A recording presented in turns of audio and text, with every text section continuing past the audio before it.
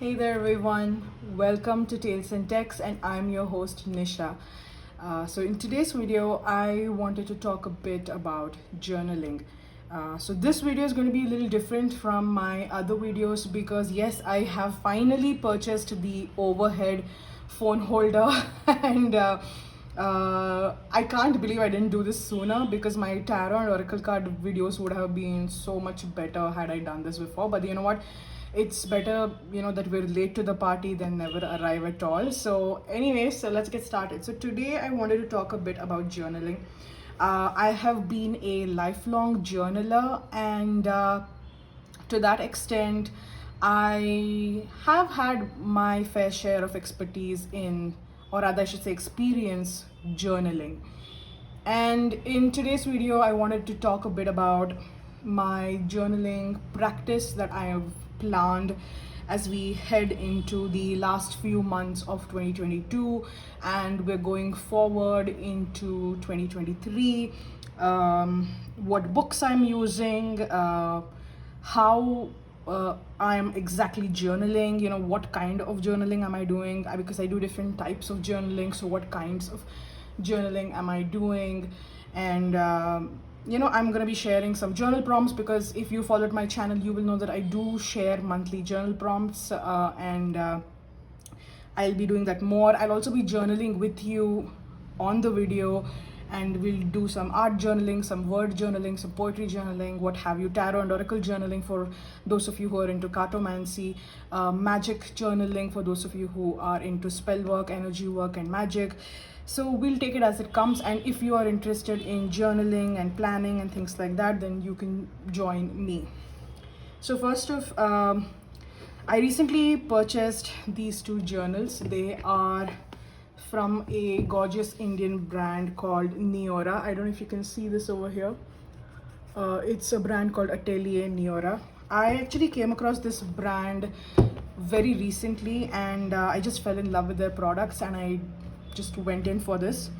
And it is 100% vegan leather hardbound cover with 100 GSM paper, and it's rounded edges, and it's got a beautiful buttery texture to write on, and I am just so thrilled with this purchase. And yeah, you can see this product for yourself when I just open it up as we go through this video, and I'm going to show you some items like what I've written. But for now, let's just discuss what I plan to do with this particular these two journals and how I plan to use them. Now, these journals, I'm gonna start with a small red one. What I'm using this red color journal for, which is my faith journal. And as you can see, I've written, God helps those who help themselves. And one of the things that I have been doing quite a bit this year is, and if you followed my channel, you'll know this, is that I've been studying a lot of religion, philosophy, culture, mythology, not just within Hinduism, although that's a predominant part of my practice because I am a Hindu, but also from other parts of the world. And I have done a course in religion and ecology from Yale University through Coursera, and that particular course focused on how different religions around the world and different cultures around the world can effect positive change, or by helping preserve nature, and just basically talking of the cultural ecological consciousness within each of these practices and within each of these religions. And so I've been doing that quite a bit over the past year, and through that I got into faith journaling. Faith journaling is something that's completely new to me because usually my journaling goes through a stream of consciousness kind of a narrative, or I take a journal prompt and then I kind of you apply it on my life at the current moment and just journal about how I can resolve problems that are going on in my life. But faith journaling is something that's new to me, and let's just take a look. I've just filled in just a couple of pages over here. I'll just show you some of the pages which are generic while covering up some of the more private, intimate details. So as you can see, this book comes with this gorgeous elastic band, and you can buy a separate pen loop as well if you prefer to keep your pens with the journal. But this is highly elastic. I absolutely love it. I've been opening and closing this book for quite some time, and it's holding up really well. So right off the bat, we have this gorgeous color coordinated design, which I really loved. And over here, there was space to kind of customize it to write my name or write something else. And I chose to write Faith Journal. And I just did a little bit of doodling. And that's another thing that I want to talk about is that, I am not inherently a very artistic person. I cannot draw or paint to save my life. Evidence is right here. But I do want to make my journal a little colorful. So I did think of just using some colored pens or crayons or color pencils or sketch pens to just kind of doodle wherever I can. But for the most part, I'm going to be keeping all of my journals very word heavy, unless it's specifically an art journal or an art journal project where I want to add elements of, some artistry or maybe some pictures that I kind of cut out and do collage work or something like that. But for now, this is basically what I've done, and I've taken 3 quotes that really resonated with me from the Bhagavad Gita, which is a very important Hindu scripture, and I've taken that and I've written it over here so that the moment I open this book and I read these 3 quotes, it kind of sets the stage for kind of growing on my spiritual path. And I'm just going to read out the quotes in case it's not visible over here. So the first quote is, "We are what we believe in. We become who we believe we can become." And I just absolutely love that because, oftentimes we think that life just happens to us, but a lot of the things that happen to us is something that happens with our, with our attitude, either supporting or not supporting whatever experience that is. And so we are what we become, we are what we believe in, and we become who we believe we can become. So that's something that really resonated with me. The second quote, so these 2 colors actually kind of correspond to the same quote. So the second quote is, "Death is as sure for that which is born as birth is for that which is dead. Therefore grieve not for what is inevitable." And I thought this was such a beautiful quote because we fixate on life, especially trying to control things that just cannot be controlled, and then we feel so sorry for ourselves for what's happened or for something that's not happened, and we try to fix things and we try to kind of bring them once again aligned into the vision that we want them to be in. And when that doesn't work out, we feel destroyed. And then so this quote reminds me that everything that is born needs to die, everything that is dead does come back to life in some way or another, either through memories, or if you believe in reincarnation as another being, whether it's human or non-human, that's something different, but it comes back again. So everything is a circle, and nothing is inevitable. So just go with the flow, just let go of stress, and that is something I really need a reminder of because I am a Virgo sun. So I'm sure you can imagine, as a Virgo sun, how I have this inherent need to control things around me. So yeah, I definitely need this reminder. And finally, one quote that really stood out to me was, "Discover your world, and with all your heart give yourself over to it."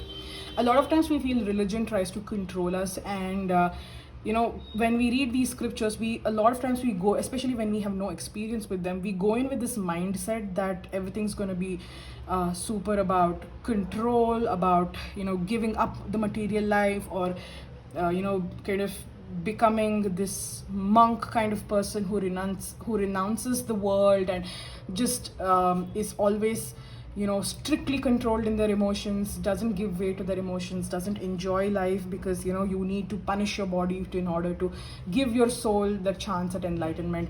A lot of times we get into this mindset when we start studying religion, because a lot of institutionalized religions do kind of talk of these tenets, and unfortunately most major religions around the world are kind of characterized with this belief. But and seeing in the Bhagavad Gita about discovering our world, about giving ourselves fully body, mind and soul to this world, enjoying what the world has to offer, and then moving on, that's a concept that really stood out to me. And I feel like these 3 quotes kind of talk of what I envision my faith journey to be. Then I wrote about what does faith mean to me, And I've written about how religion is just one part of faith, but faith can be anything, any set of values that affect our day-to-day experiences, our behavior towards other people and towards nature, and anything, any kind of value system that we live by. And so I just wanted to kind of write this over here, mainly because for me, as I progress through my spirituality, I don't want to kind of get kind of pigeonholed into just one aspect of what is faith, because a lot of times we have a tendency to believe that faith only means religion or reading about scriptures. But I didn't want my faith journal to kind of be pigeonholed into just religion, but to go into any sort of belief system that I felt that would be a value addition to my life, and not just through spiritual growth, but through physical and emotional and mental growth as well. Now I'm going to flip the page, and I'm going to cover one side of the page because that one side of the page has some personal information in it, but I do want to focus on something else, which is the general sort of faith-based quote that I read online today and that I want to share with you. Here I've written of a quote that I read on a post on YouTube on a channel which is called Ariel Katoga. So you might have heard of it if you're in the magic or Western spirituality circles. And the quote basically talks of how all feelings are sacred, but when negative feelings start to take over us, then we need to kind of take a step back and ask spirit, universe, or God, whichever entity you believe in, to help us choose another course that doesn't make us feel so disempowered, that doesn't make us wallow in this pit, in this self-pity, or doesn't kind of drive us into this dark corner of our soul, or where we feel like we always constantly feel anger or rage or just hatred and things like that. So I wrote about that, and I also wrote about the serenity prayer, where God grant me the serenity to accept things I cannot change, the courage to change the things I can, and the wisdom to know the difference. And the funny thing is, I actually did not know this prayer existed until today when I was watching Grey's Anatomy. And Richard, Amelia, and Richard's sponsor Ollie, they have, if you watch Grey's Anatomy, you'll probably be aware of this scene in, I think, season 14. They have, just before Ollie dies, the three of them have a meeting and they start with the serenity prayer. And I just really loved this prayer, and I wrote that down as well, because in addition to Ariel's quote on asking spirit to lead us to a path that is better for us, that is easier on our souls, easier on our hearts, and I think it also ultimately stems down to our personal choices of knowing which path to take, and knowing to differentiate between what can be controlled, what cannot be controlled, what should be addressed, what should not be addressed, and we should just let this go. And I even remember just thinking to myself that we shouldn't let suffering take over us. We should ease our suffering by letting go of the need to control. And so I've just started writing this journal, and this is where I've got so far, and I've journaled some more pages on this side, just things pertaining to my life, and so far it's going great. And I am looking forward to using this faith journal. I chose the A6 size. This is the smallest A6 size because this is just so handy and so cute and just so petite. And I feel like I can just, even if I'm traveling somewhere and I want to feel more grounded, more connected to God, or more connected to my value systems, I can just pop this in my handbag or my backpack, or some, maybe even a pocket which is very baggy, and I just feel like it would definitely be super helpful. So yeah, my faith journal. Now coming to this larger journal, which I have not used yet. This is again from the Neora store, Atelier Neora, and once again it has this gorgeous elastic band and 100% vegan leather hardcover, and it doesn't get wet. I mean, leather is something that always gets ruined with water, right? Because this is vegan leather, even if you pour water on it, you can just wipe it off with a tissue and it's gonna be great. So this one is the A5 size. So as you can see, this was the A6, and this is the A5. So let me just see if I can, yep, there we go. So it's almost the double size of the A6, and this is a much larger book, and I wanted to use this at home. I don't, at least for now, have the intention of taking it out anywhere. I chose, so while my fate journal was a dot grid journal, I chose the plain paged journal for this. So you can see rounded edges, right? And 208 pages over here, and I think 192 or 176 pages in the A6 one. And once again, we have this gorgeous color coordinated cover page where we can write stuff in, and then we just start writing over here. So what I wanted to use this journal for was basically for maintaining a science/spirituality content. Now, if you have watched my video on using postcards as oracle decks, you will have been familiar with these three, which is the anatomicum postcards, the botanicum postcards, and finally the animalium postcards. Now, all three postcards basically, I am planning to use them as oracle cards, so that I can just pull a card and get some wisdom about it. Now, first I thought I'm going to use it like a normal oracle deck, where I'll just pull a card from the list and then just do my own research, do my own journaling. But then this particular set of cards, it's a little hard because of this.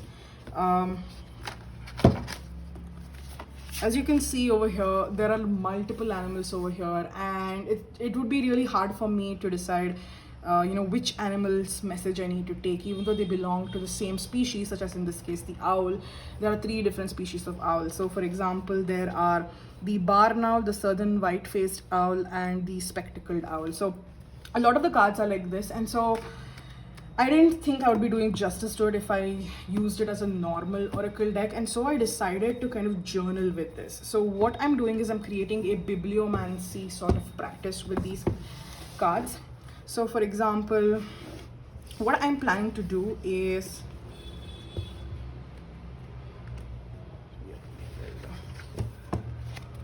so this is from the anatomicum postcards. This is how the fetus development happens, the different stages of fetal development. So what I was planning on doing is pasting these cards in this book and just journaling about them. So because it is an A5 size book, as you can see, it's pretty big. There's a lot of space between, around the card, so that it doesn't feel kind of stuffed. I'm just going to open a page over here and just push that aside. So even if I place this card like this, right, or let's say just over here for an example, I have tons of space over here. I can write about the stages of development. Maybe all stages have a name, so perhaps I can just write whatever information is there on the card over here. And I'm talking about for everything, for botanicum, animalium, even this.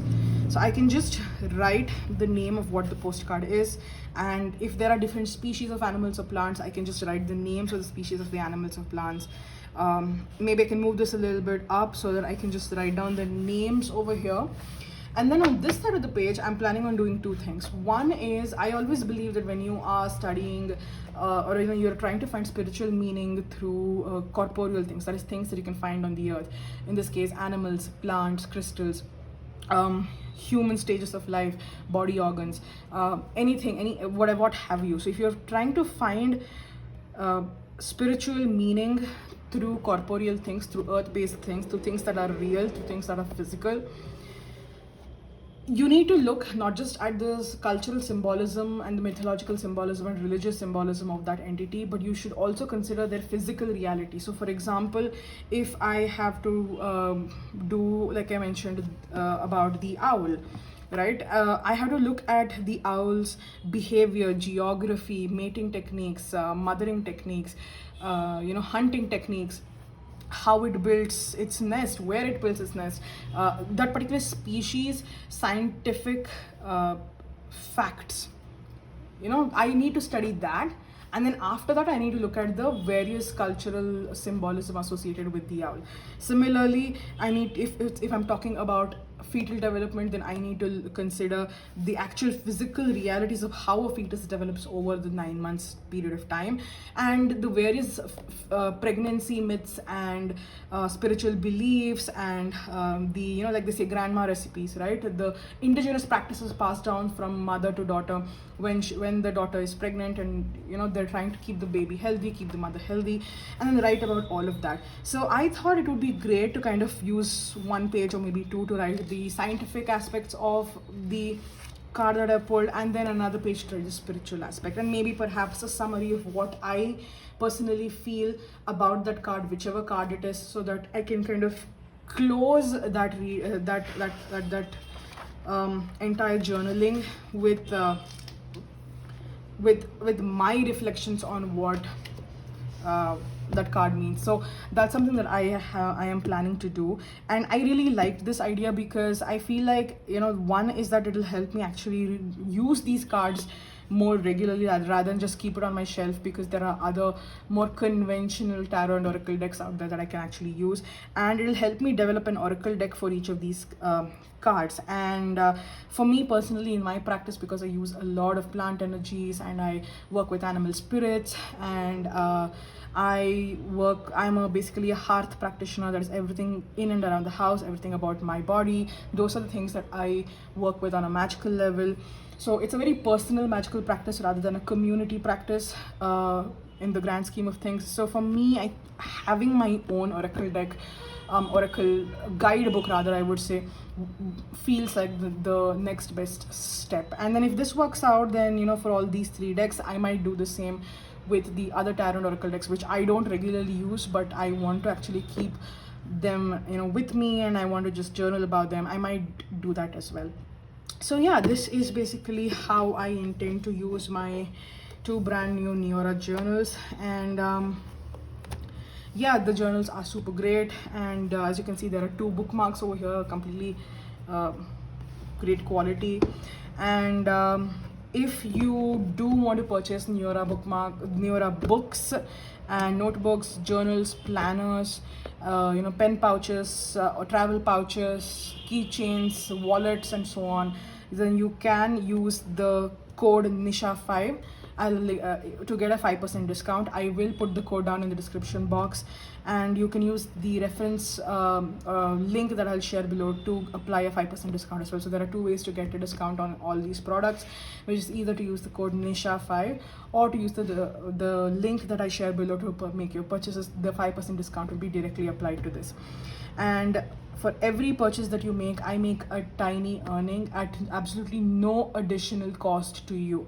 So you pay exactly the same on the website, you know, according to the products, and you get a 5% discount on the price of your cart, and I just make a tiny earning that will help me support this channel.